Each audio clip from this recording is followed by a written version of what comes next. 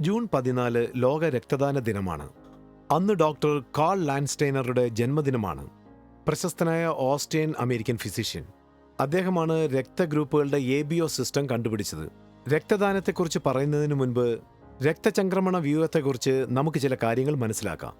അടിസ്ഥാനപരമായി 2 തരം രക്തചംക്രമണ വ്യൂഹങ്ങളാണ് ശരീരത്തിലുള്ളത്: pulmonary സർക്കുലേഷനും systemic സർക്കുലേഷനും.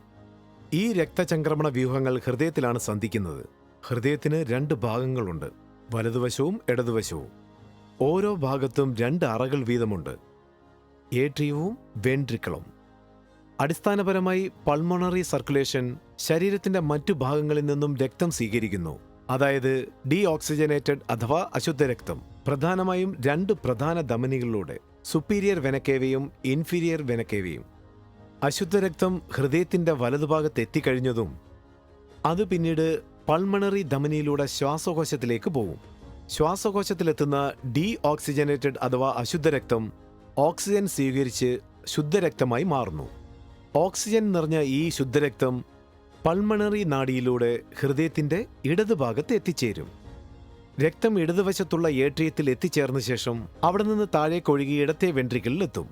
ഇവിടെ ശുദ്ധരക്തം ശരീരത്തിന്റെ മറ്റു ഭാഗങ്ങളിലേക്ക് വിനിയോഗിക്കാൻ തയ്യാറായ നിലയിലായിരിക്കും.